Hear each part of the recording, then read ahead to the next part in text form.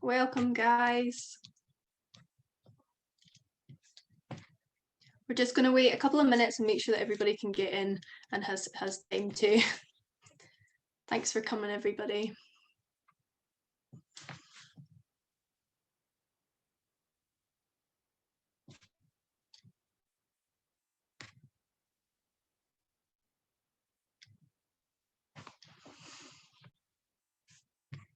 Perfect, guys. We're just going to wait a wee while and see if how the numbers go, and then we'll kick things off.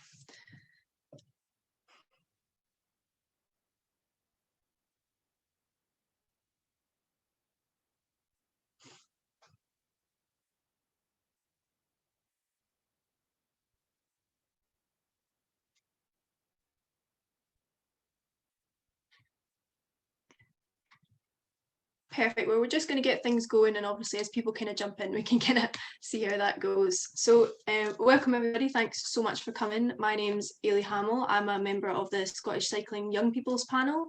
I'm the host for tonight's webinar. I could ask that we direct any questions. We completely want to hear all your questions that you've got, and we just ask if you could direct them towards the Q&A box. I'm now going to ask our panelists to give us an introduction about themselves, just to let us know who they are. Perfect. Well, you're welcome to. Anyone can kick off. I'll jump in if that's all right. Okay, hello everyone. My name is Dr. Chris Hartley. I'm a lecturer in sports psychology at the University of Stirling. I'm also a practicing sports psychologist and a chartered psychologist for the British Psychological Society, and currently work as chair of the Scottish Sport and Exercise Psychology Network. But the real thing that got me started in all of this is a love for cycling. I used to race downhill mountain biking when I was a teenager, and did a stint of track cycling when I was at university as well. So cycling is and always will be my first love. Thanks, Chris. I'll jump in. That's okay. So good evening, everyone. I'm Neil Addington. I'm the academy psychologist at Celtic Football Club, and similar to Chris, I am a practicing sports psychologist, but my sole role is as a practicing psychologist. I've been doing that for almost the past 6 years. Different from Chris, though, I don't have much of a background within cycling. I don't think I've actually ridden a bike since I was 13 or 14, besides the ones in the gym. But I've got a lot of experience working within elite youth sport, but also as an elite youth golfer. I used to play at a national level throughout my teenage years, so I have a bit more experience in terms of working with elite youth athletes. Okay, I'll jump in next. Hi everyone, my name is Kirsty Ewan. In 2018, I was selected as the winner for the BBC Get Inspired Unsung Hero Award. Similar to Neil, I don't have a cycling background. My sport is in swimming. I gave up swimming as a teenager due to struggles with my mental health. And now I use the platform that I've got from winning the award just to share my story and my experiences, to try and show others that there's hope, and just try and make a positive impact within kind of mental health and sport. Hi there, I'm Lucy Grant. I'm a full-time athlete. I do track sprint cycling.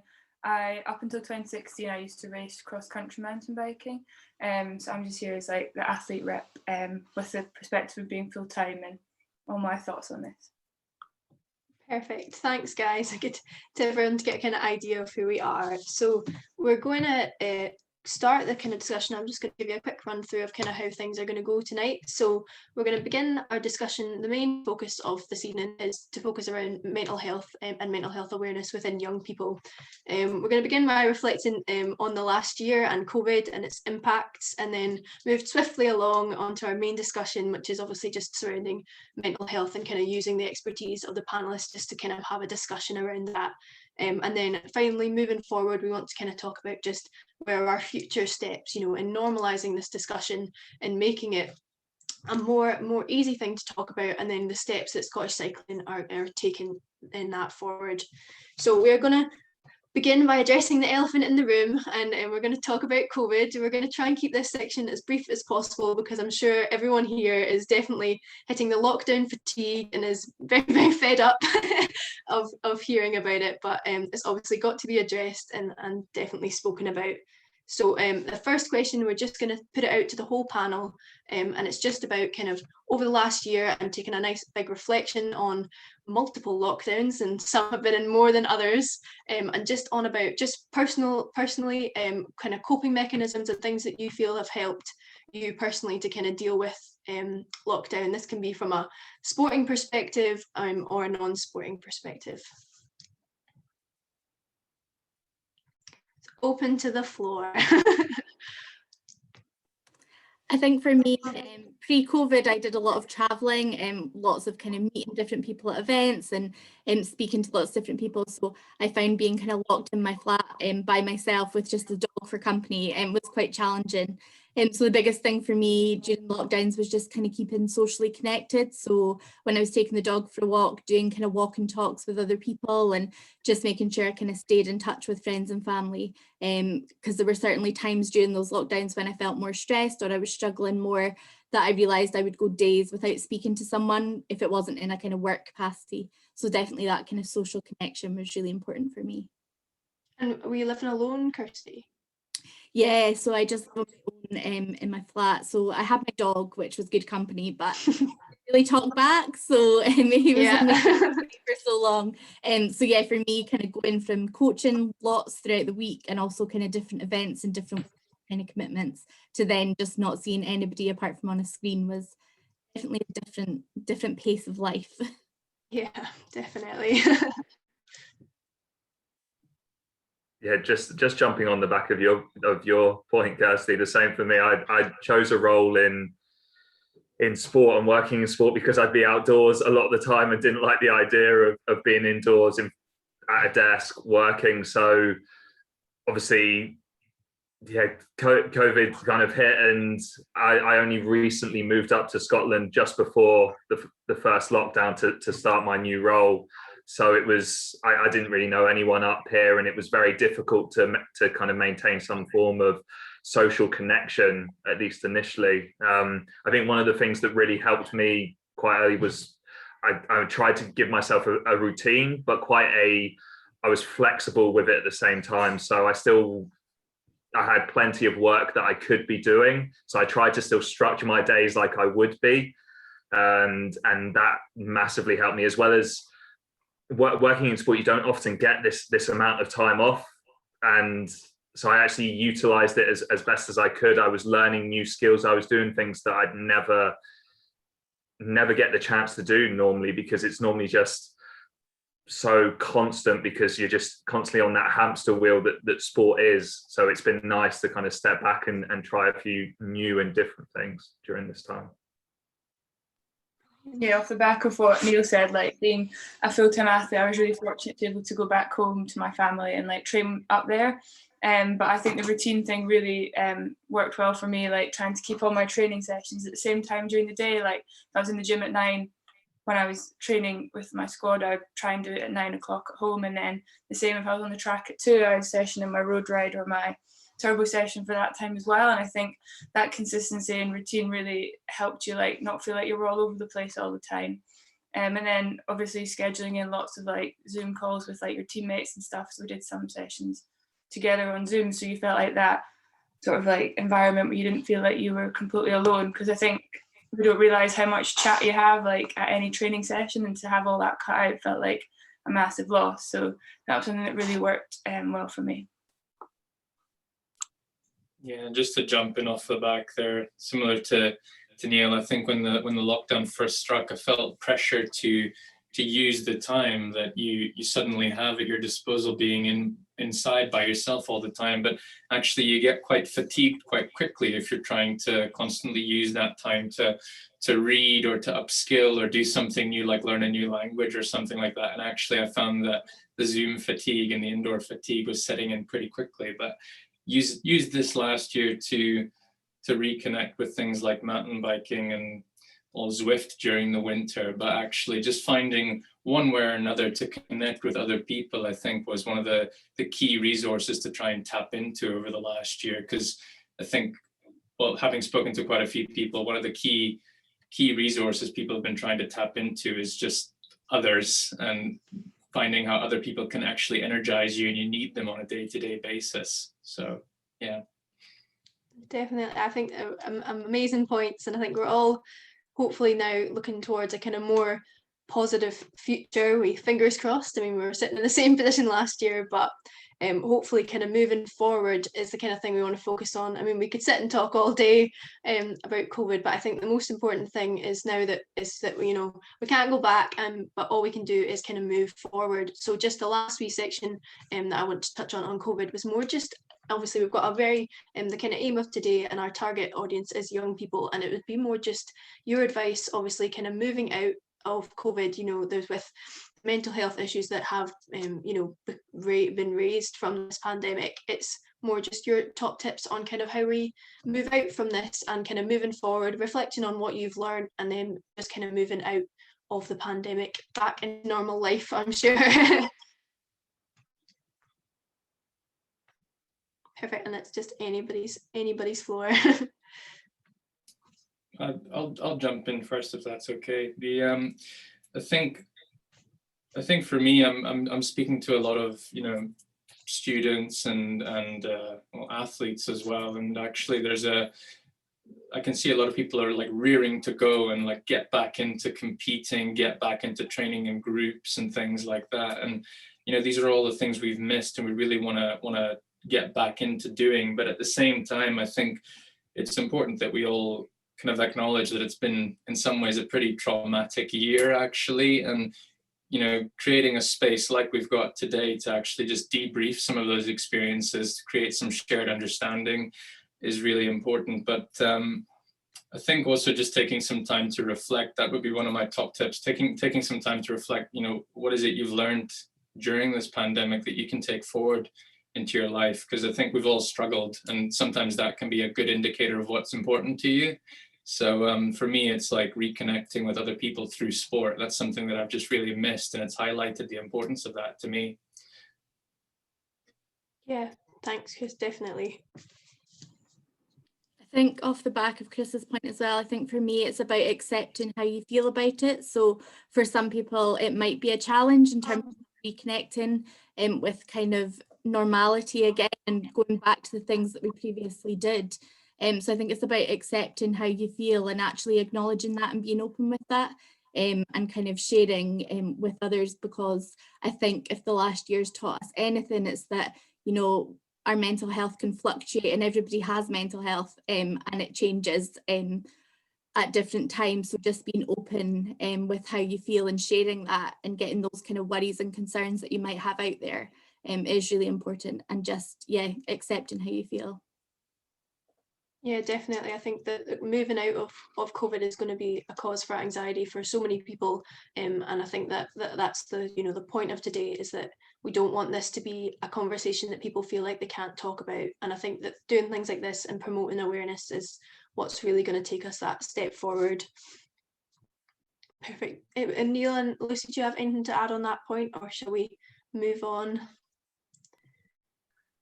Not much from me. I had exactly the same, that accepting it's okay to not be okay, and there's this, as Chris mentioned, everyone's ready and raring to go, and actually you can start doing something, and there's all that energy and excitement and enthusiasm, and suddenly it can be quite fatiguing that you go back to normality initially. So it's actually it's accepting that that's okay, and I guess it's not going back to normal, it's going to a new normal. So if there's things that you've engaged with that have been really meaningful and important for you during this time, actually look to still keep them going. Obviously our lives are going to get much more busy, but are there ways that you can take those moments for yourself and enjoy those things that actually gave you some comfort and solace during these lockdowns and over the course of this pandemic?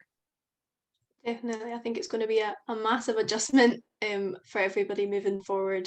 Lucy, would you have anything from kind of more just towards, there's obviously going to be quite a lot of young sports people here, and you'll have that from the perspective of your own and your kind of teammates kind of moving back into sport specifically kind of after this lockdown?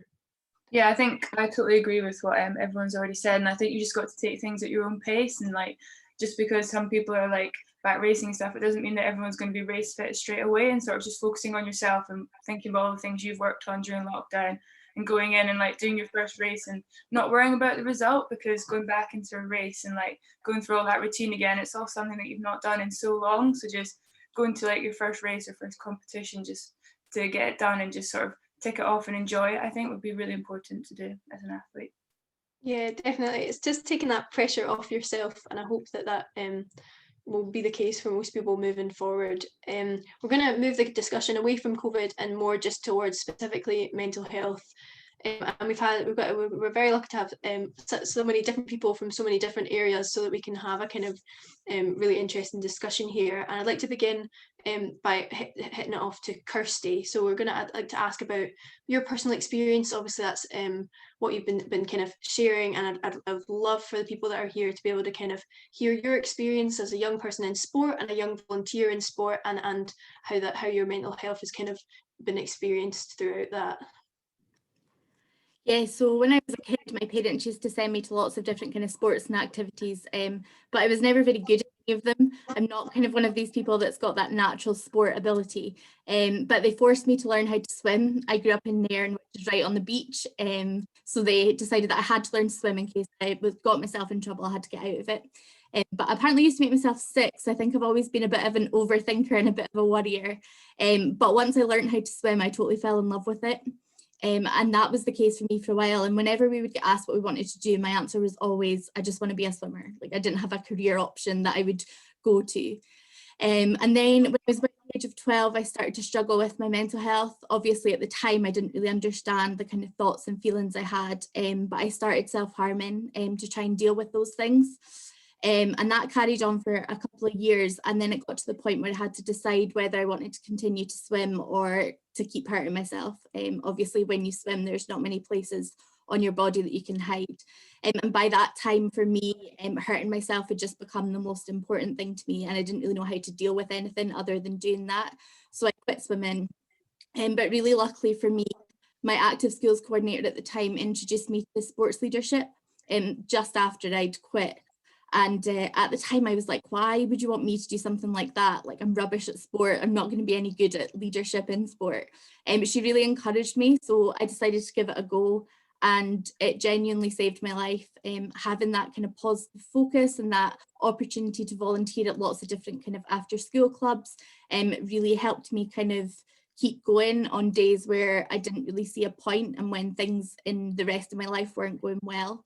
And there were kind of several times that as a teenager, I didn't think I would make it to my 18th birthday. I had a plan that I wasn't going to be alive. And actually being part of that leadership program and volunteering and seeing the kind of kids that I worked with and seeing them achieve things, it really helped me kind of get through those times. And even now, I struggle with my mental health, and it's something that my mental illness is something I'll always have to live with and I'll always have to manage. But I know kind of there are better ways that I can deal with that now. But it took me a really long time to actually accept how I felt. And until I joined Sport Scotland Young People Sport Panel back in 2016, I still wouldn't even talk to my friends and family about what was going on for me and how I felt. And I was encouraged to start sharing my story then to try and inspire other people and to try and make people who are working with young people think a little bit differently about the way they did things.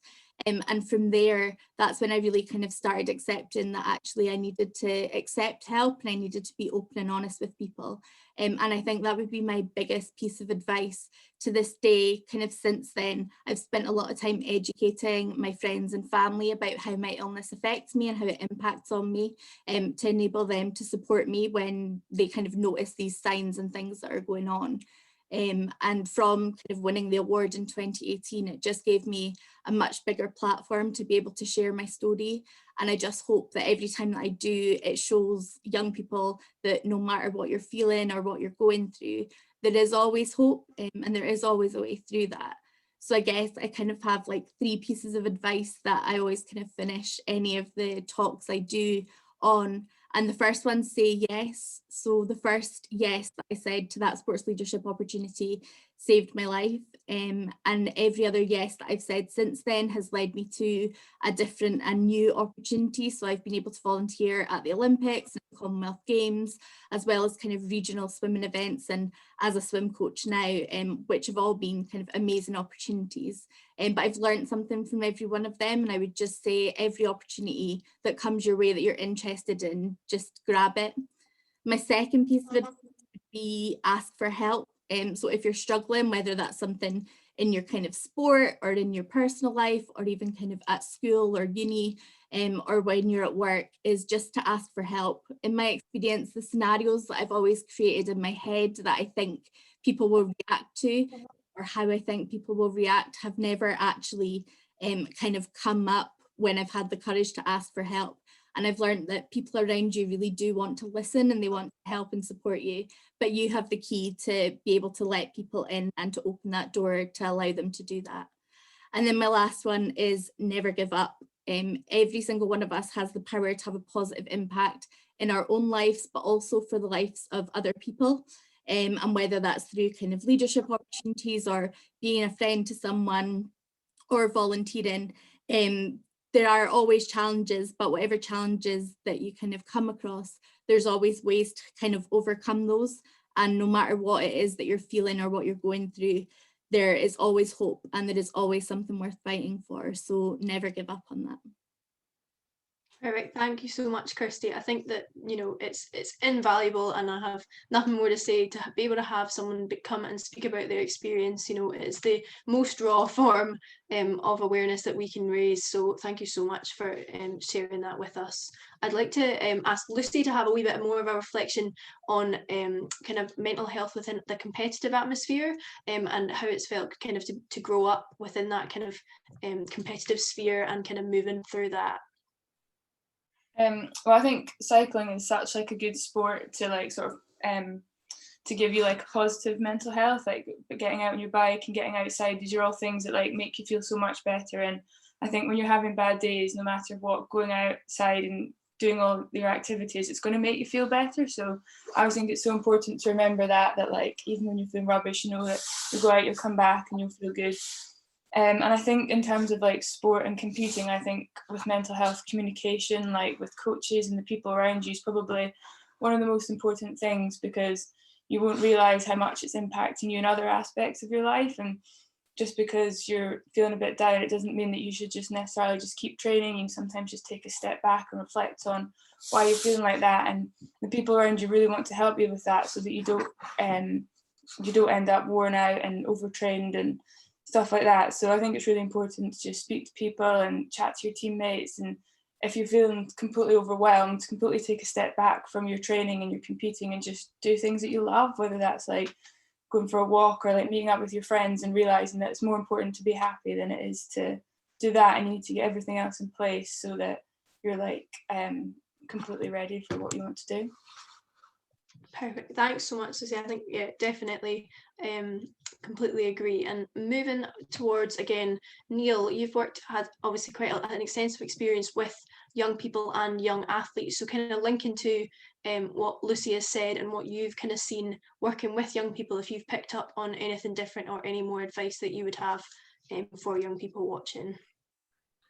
No, very much in agreement with what Lucy has said. I think when you have a very fused identity, and Kirsty kind of touched on it as well, if you only see yourself as an athlete, it can be, when things aren't going well that way, it can obviously have a very detrimental impact to your mental health. So actually, and that ties into what we talked at the beginning, that with things that have happened with the pandemic, there has been opportunity to potentially try new things, that trying to avoid that situation of getting yourself too fixed on your identity as being that of as an athlete is really important. And then within my roles and within the work I've done previously, there's in every role I've worked in, there's always been I've worked with athletes who have suffered with mental health issues, and it's a case of then noticing what some of those triggers actually are. So sometimes it can be that being fixed and only seeing yourself as an athlete. It can be injuries, suffering a long-term injury. It can be challenges that are going on at home. It can be things if you're perhaps not being selected for meets or races. You're not performing well for a period of time, and actually just being aware of those different elements, and then most importantly is speaking up about it when hopefully that there are spaces created where you feel you've at least got one person you can go to and talk to about this. So one of the great things about my role is that the conversations I have with players and athletes, it's completely confidential. So that worrying about being selected or being dropped, losing a contract perhaps off the back of struggling with their mental health, that doesn't come into it at all. It's then about providing the most important thing, which is effective support for the athletes. So those would be some of my kind of key points: noticing those triggers, being aware of it. If we've got parents and older people on the call who work in sport, noticing what some of those triggers might be, and then, as has been mentioned, just having someone that you can talk to and share what you're struggling with. Yeah, definitely, and especially having that person who's relatable, because obviously it's a no ideal world where everyone love their coach, will everyone love the person that they are working with. So it is so important to kind of definitely have that option and find that person that you can confide in. I would like to just ask Chris more from, again, his kind of academic point of view, obviously having quite a lot of experience, but also with quite a range of ages and quite a range of different types of athletes and different types of people coming through sport from, a competitive and a non-competitive point of view. Just more if you've seen any kind of differences between young people and maybe older people, and anything that you've kind of picked up from your time and your experience with them. Thank you, Ailey. And just to say, I also really agree on all the points raised so far. And I think it'll kind of feed into what I on some of my reflections. But I think when people, they talk about sport and the role that sport can play in their lives, sport generally speaking is actually a really good thing for both your physical and your mental health, and cycling can be a part of that. And I see young people in sport, they can kind of use their sport as one of those key things to actually support their well-being and their mental health. But I think to some extent the elephant in the room, which we've already touched on a little bit, is that your sport can also sometimes be the source of stress, and it can also be the source of things that sometimes cause your mental health to deteriorate. And I don't necessarily mean the people in your sport, particularly if you're, in performance sport. The pressures to perform can be, they can be really quite demanding, actually, and that can lead to, a detriment in your mental health. I mean, we might touch on it at some point, but marginal gains philosophy, for example, really popular in cycling historically, and I still see quite a lot of young athletes in other sports and in cycling kind of adopting that marginal gains philosophy. And while that's, it could be quite good for performance, that can actually put quite a lot of pressure on your mental health. And I think, working with older athletes compared to younger athletes, some people will reflect that actually, my mental health and my well-being, it is about things like happiness and a sense of satisfaction, and maybe riding my bike and competing in my sport will give me that. But I'd be quite keen to throw that question back to the rest of the panel. Is your mental health more than just that? I would argue that, your mental health and well-being also relates to things like, what is your purpose outside of sport? What are your relationships outside of sport like? Are you integrated in a group of friends in sport, outside of sport?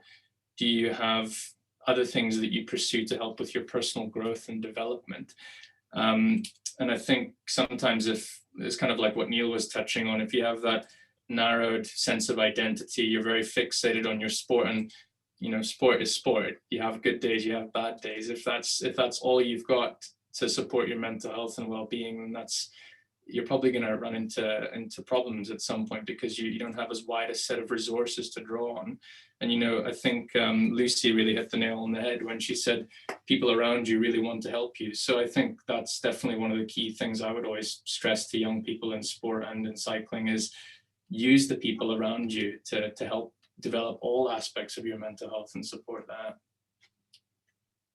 Definitely. It's the main kind of point that we've raised is obviously just that sport is amazing, but I think that having it as your only source of happiness, having anything as your only source of happiness, when that goes away or if something goes wrong with that, you then you lose your everything. So I think that reflecting on it obviously from all different points of views, and not just from a competitive point of view, if you're using sport as your only coping mechanism, then and something goes wrong with that or anything at all, then that is going to obviously have a really serious detriment on your mental health. And also I'd just like to open the floor more just again towards advice for young people, and obviously this can be from your personal sporting experiences, and definitely kind of reflecting on again obviously with young people's mental health, if there's anything that you find is kind of different, or maybe dealing with kind of school and things like that, and whether it's the kind of using sport as an escape but not using it as your kind of your only means of dealing with your problems that are going on in your life. So I'd just like to open that out to the floor and just have an open discussion about just kind of our main kind of points of advice, just so we can kind of sum it up for everybody. I think it's really good to have your sport as like your sort of escape from school or whatever it is that you're doing, but while you're doing that, if you're training and competing and stuff, I think it's really important to always remind yourself what you enjoy about the sport, because I think it gets really easy to get caught up in training and like your turbo session, your gym session, and it can become quite like monotonous. And just reminding yourself by going out and riding with your friends or doing something fun within your sport, and like I think that's really important to help you sort of stay really active and enjoying it, and not just always doing the same things over and over and over, especially when you're starting to struggle or you're getting tired, or like just now when we don't know when we're next going to be racing or anything like that. I think to always come back to that's really good. Yeah, definitely. It's going to be a really uncertain time for, unfortunately, we don't know how long. So I think that definitely moving forward and having these pieces of advice is hopefully going to make kind of all the difference there. And from a kind of academic point of view, from Neil and Chris, if there was anything that you had to add more, just advice-wise in a kind of professional or academic way, would be great. If I can just jump in, I think it's already been touched on, and Lucy's alluded to it as well, but you might have heard of the saying before, a better person makes a better athlete. And I think it sounds quite simplistic, but actually there's quite a lot of there's a lot of evidence that supports that idea, and it can look in different ways. But if you are just very fixated on the day-to-day training and the week-to-week results of racing and things like that, like Lucy said, you can actually kind of lose sight of what's important to you. And then if you if you go through a period of injury, or you're in between teams or something like that, or you're just having a bad season, it can have negative effects on your mental health. And actually spending some time developing those other parts of you, becoming a better person overall, developing other groups, other interests, building a good support network around you. I think actually that's probably my biggest tip I would share with young people is, don't just focus on being a better athlete, be a better person, a more well-rounded person as well, and that'll return dividends down the line as well. Don't know if Neil, you want to kind of add something to that as well? No, I was just nodding in agreement, Chris. I guess one thing I found that's slightly different from what has been mentioned already is also that acknowledgement that difficult thoughts and feelings are likely to show up when people are returning back to their sport, or just in general within sport. And similar to Chris mentioned this idea of the marginal gains, there's also a bit of a misperception around kind of having a positive mindset. And that having a positive mindset means you don't experience any unhelpful thoughts and feelings or anything that's difficult and challenging. Whereas what we know is our brains are unfortunately programmed to focus more on the negatives of performance, of life in general. So one of the key things that I do a lot of work with the players I work with is around dropping the struggle with those difficult thoughts and feelings. So they're normal and natural based on all of our experiences, what goes on in sport in general. When we don't perform well, we don't meet our expectations, particularly when we're returning back to sport, it's natural for us to get annoyed and frustrated, or to be a bit nervous and worried because you haven't done it for a while. But what I do, or what I work on is can you notice and have those thoughts, but at the same time behave in a way that is helpful for you and your performance. So and that looks different for every athlete, and I know that's both Kirsty and Lucy mentioned how it's different, and you've got to focus on those individual aspects and what works for you. It's the same with this, and that's something that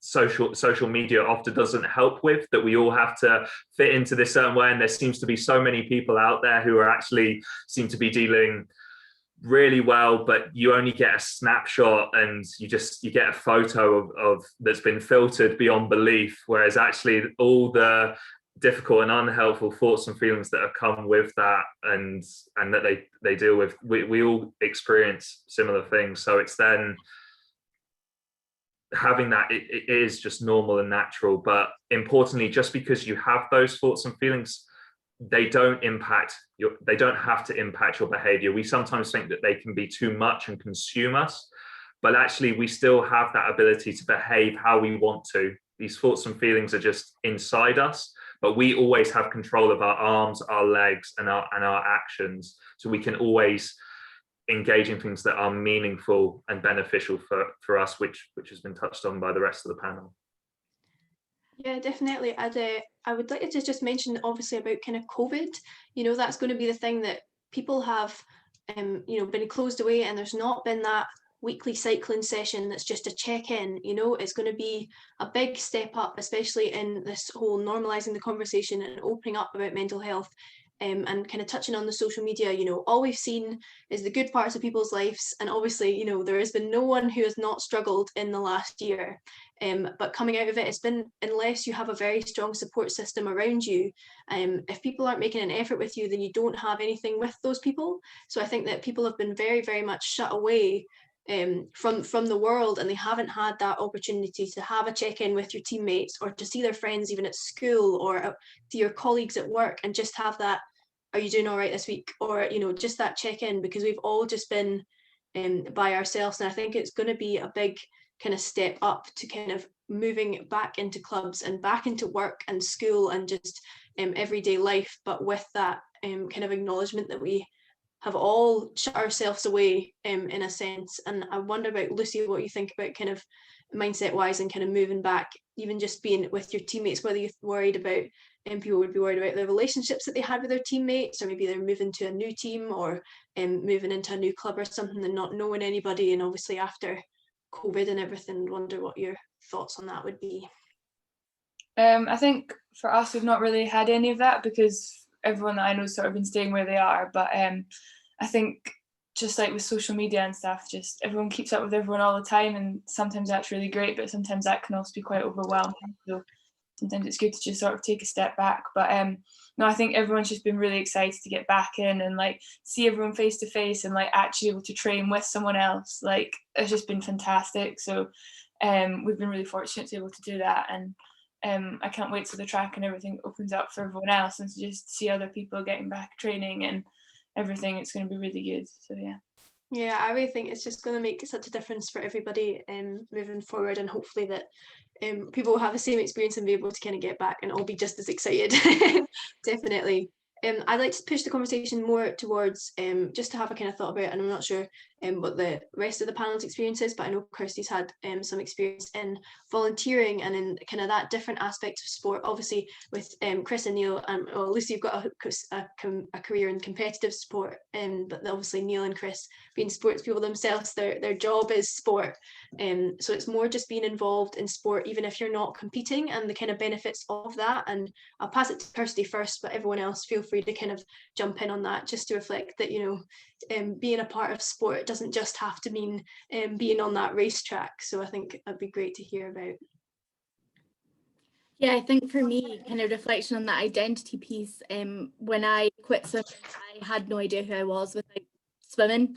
I had no clue who I was without kind of all the training and the competing, and actually had no clue what I was going to do with my life at all. My whole identity was wrapped up in being an athlete and competing.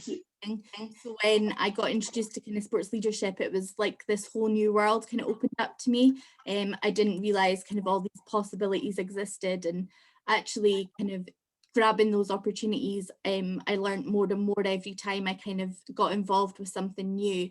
And it's really been the most powerful thing for me. I actually ended up in a career in sport, so I work part-time with Scottish Disability Sport now. And actually, as a young person, I thought that jobs in sport were just for people who were good at sport.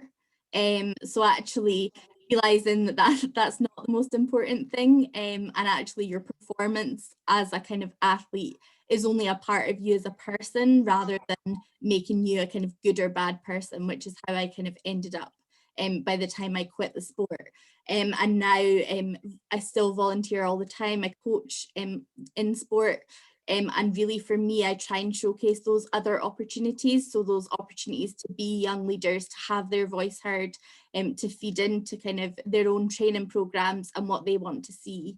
And then developing them into roles as officials and as coaches and kind of whatever path they want to take. And I just think that we need to showcase those opportunities for young people, and we need to show them that there is more to sport than just competing.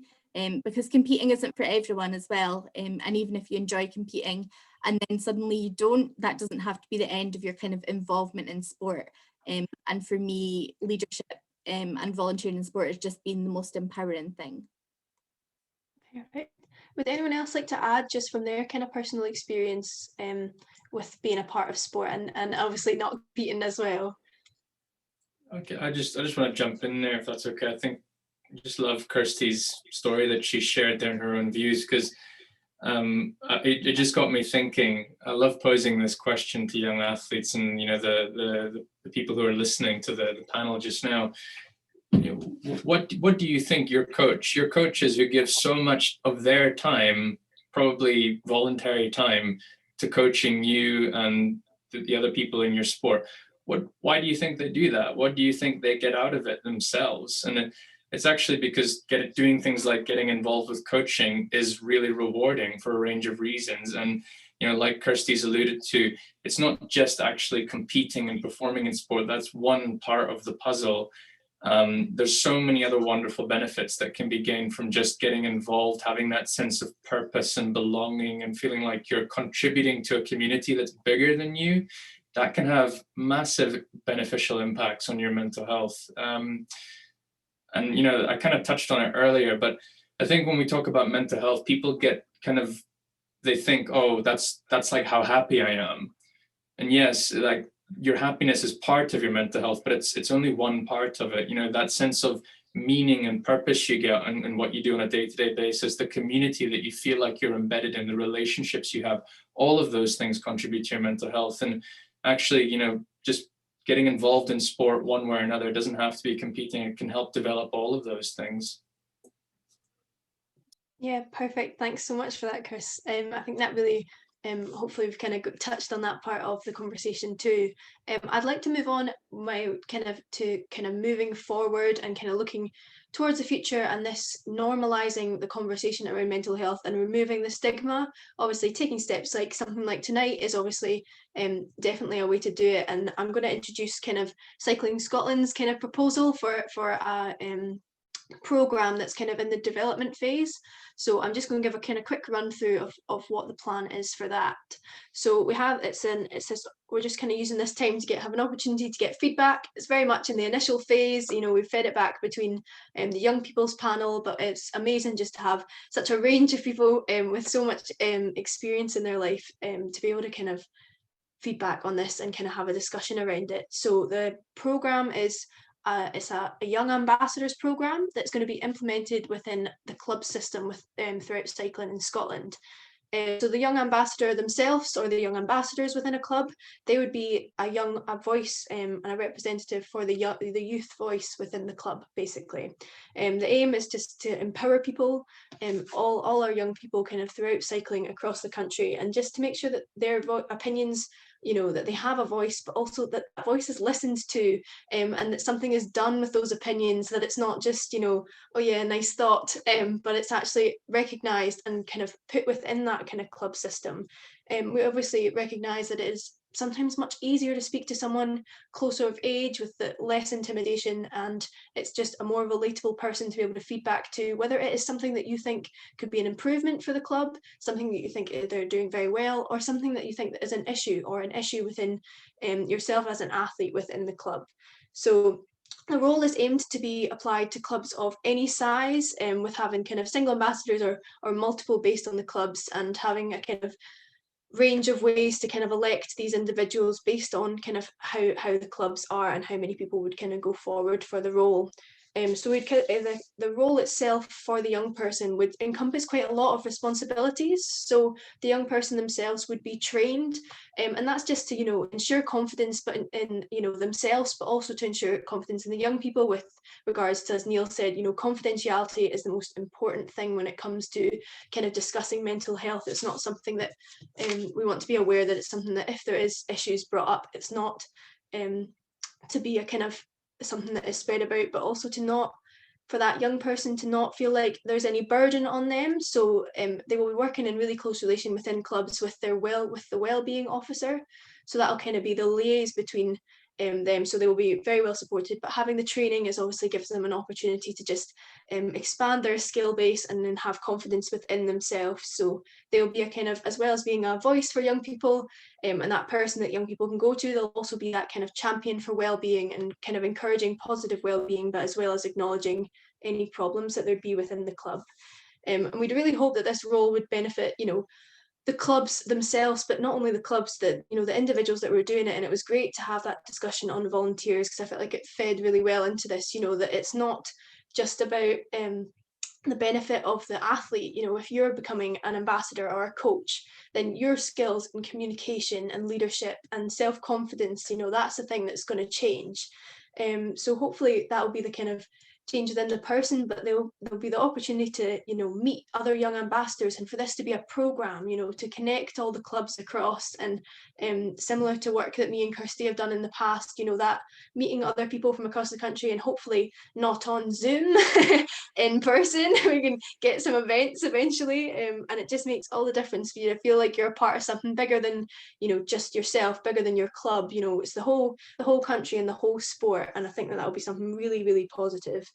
And the one thing is that we'd hope it would be a kind of pathway towards what I do, which is part of the young people's panel, and for people to kind of gain experience and kind of move up, and for it to be a pathway, and for it to all kind of, for us to be able to work with them, and for it all to be kind of more connected, so that we feel like clubs can speak to each other, but also that young people feel like, you know, they're just as important as the coaches, as the wellbeing officers, as the volunteers within the club. So that was just a quick run through of the kind of program, but I think that the main part of it is I just want to discuss the kind of idea around it and just get some feedback from the panel on any ideas or on what they think about the kind of system as a whole.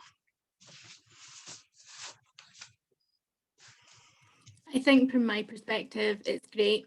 I think the more opportunities we can give young people, and the more opportunities that we can showcase and help them develop those kind of different skills, I think the better.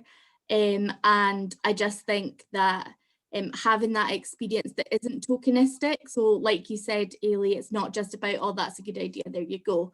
It's actually about kind of championing that voice and being that kind of peer support within the clubs. And I think we have kind of touched on it tonight, but obviously that part that, you know, we all have mental health. Sometimes our mental health is positive, sometimes our mental health is negative, and making sure that we kind of focus on both aspects of that and not just the negative side, to promote that kind of positive well-being within clubs and within young people is really important in terms of normalising the conversation. And I think by the signs of it, this programme could be something that does that, and does that really well. So I'm really excited to kind of follow it and see how it goes. Perfect. And Lucy, from an athlete's point of view, obviously you've been part of the club system and a Scottish cycling, kind of club system from a very young age, and just how you feel that would fit in, and like more kind of practically wise, how that would work within the kind of club system.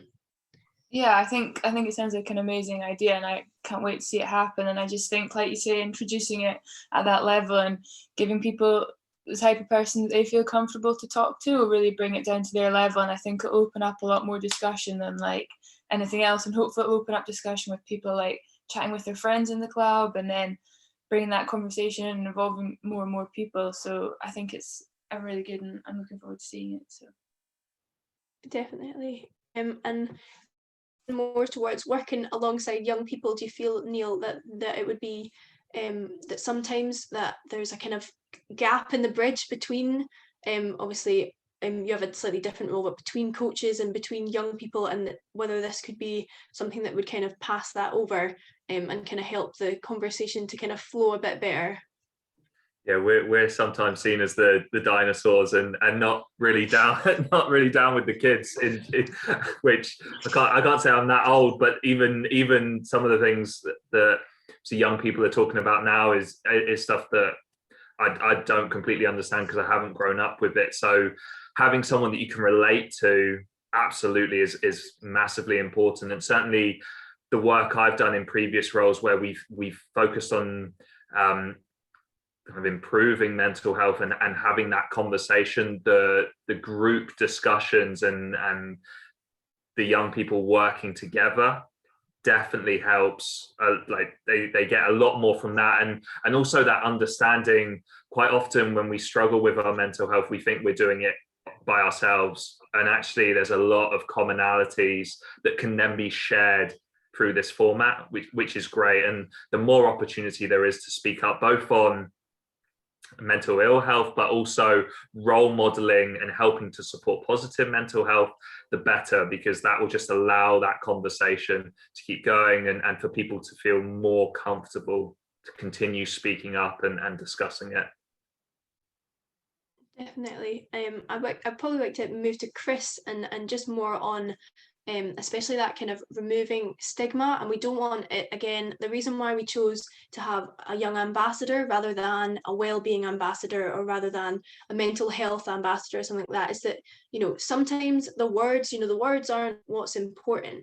If mental health has a stigma around it, then, it's more just about having that conversation and not trying to scare people away, because it's just being aware that, we can say that we remove the stigma from it, but if someone is a mental health ambassador and it is known that they are that in that club, and for a young person to go be speaking to that in front of their friends, and it's just all about removing that stigma and just being aware that there is a stigma, not being naive to the fact that it's not there.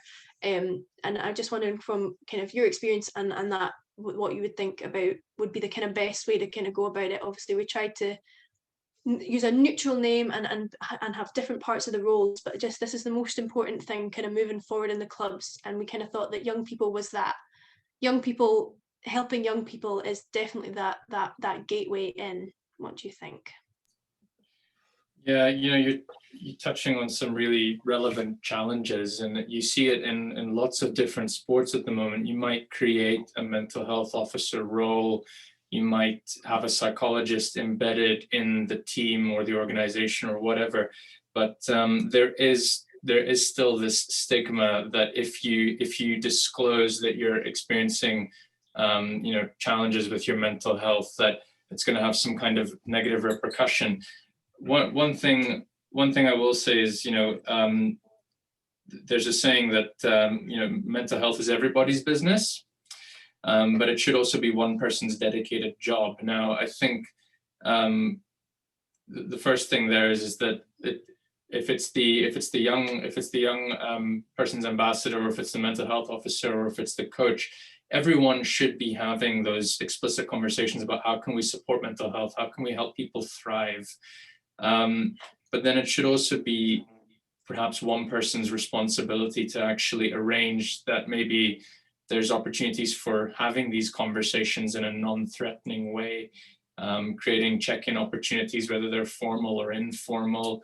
And yeah, I think actually, you know, athletes and particularly coaches can play a really strong role in doing things like just making it normal to ask questions about mental health, creating that space to check in and things like that. But it's a really big challenge. You know, how can you get around that barrier, that stigma that people kind of encounter? I think to some extent that's probably quite normal, you know, in people, to be honest. It's talking about your health, let alone your mental health, can be threatening and scary if you're doing it in front of a group of people. So actually, I think if you can just create that space for people to build trust, to become comfortable with sharing that information, that's also really important. So you know, I think the creation of this role is great, and I think one of the things that whoever's in that role should probably prioritize is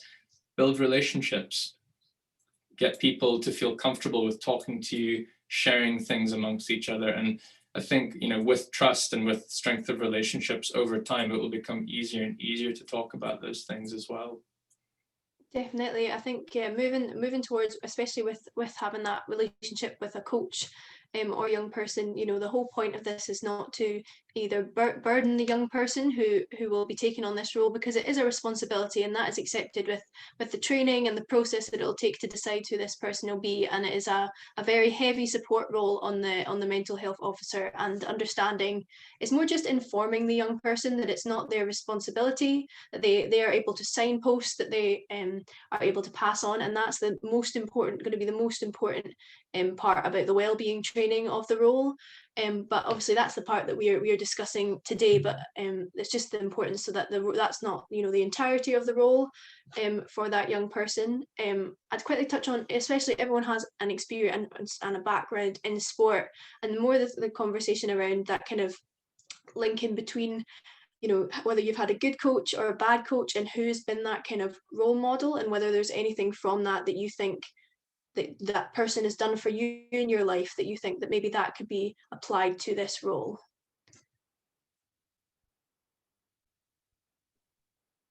I think, like, from a coach's point of view, it's really important that they sort of they just listen to you. I think sometimes when you go to a coach, you're not necessarily looking for like instant advice. You just want them to understand what you're going through and what got you there, and sort of having someone like that to speak to can sort of help you think it all through and realize sort of not like what went wrong, but when you started to feel like that, and sort of scale it all back so you have a better understanding of it. I think that's something that coaches can do really well, and that helps you feel better about it because it's all laid out and it all makes sense, rather than like, why is this happening or whatever. And then just taking all of that into consideration, especially like with your training and everything, and adapting things and making sure that you're happy before you move on to the next thing. Definitely. Perfect. Has anyone got any other experiences they'd like to share, just on kind of that coaching, and just for kind of us thinking about anything else that we think that this role could possibly need? Just to kind of, you know, add to what Lucy's saying, I think coaches, and especially like the more kind of you get an athlete or a cyclist in any team or environment who's like a high performer, who someone might look up to. Coaches and those individuals, they can have quite the way they behave on a day-to-day basis can kind of set the tone for what might be expected in the rest of the club.